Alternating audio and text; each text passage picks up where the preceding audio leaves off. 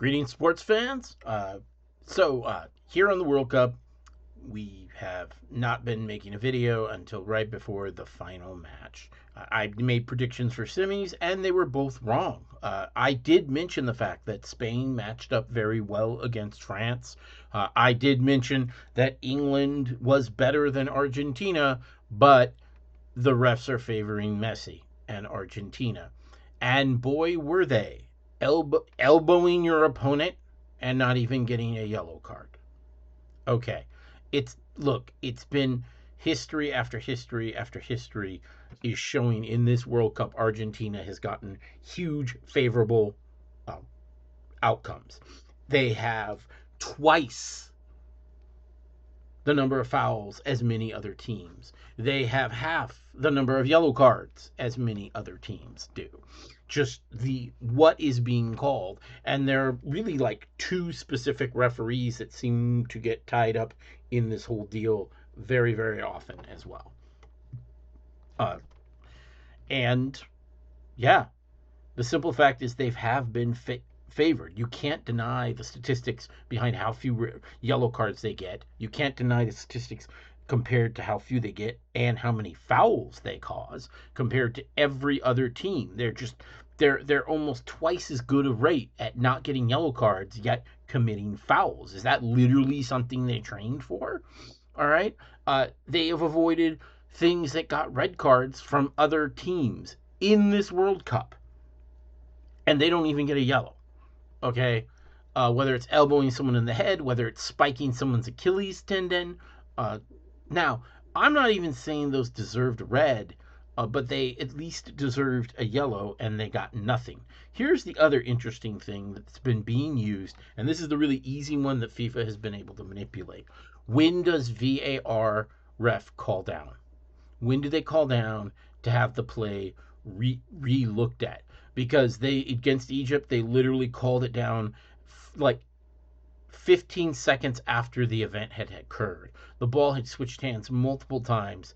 It was just a simple foul, and that was it. And now, it happened to be a score. After the score, suddenly the VR ref calls down. That's why the Egyptian team has protested the whole results of that round of 16. Uh, England was starting to protest things in halfway through the game when people were getting elbowed, fouls weren't being called. You all you have to do is look at the footage from an unbiased angle. And by the way, I don't hate Argentina. I don't dislike them as a team. I don't dislike Messi either. All right? And I don't have a lot of game in these final games whatsoever. I'm not French.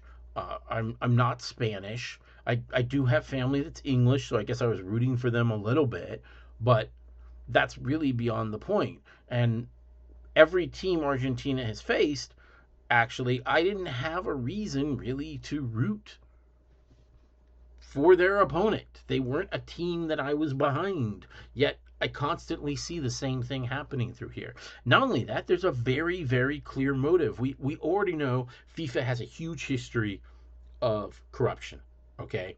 And that corruption actually brought down a commissioner, and they got a new commissioner, a new way of doing things. And this commissioner seems a little less corrupt into like as in his own pocketbook of money, but he clearly wants to do whatever it takes for FIFA to make money and to get money. And he does then spread that money around to support uh, less advantaged football organizations. So I mean, you can call it a noble cause, but that still doesn't make it right to actually cheat the game for money. And here's why: Messi is money. Look at the games. Look at how many people have Argentina shirts, and they're all Messi jerseys. Messi and what he's going for about repeating the championship. That is solid gold. Okay? I can't predict whether without these advantages, Argentina would actually be in the finals or not. They are legitimately a good team. All right. The closest we get to them having been eliminated is the Egypt round, where it's like definitely VAR was not being equally applied.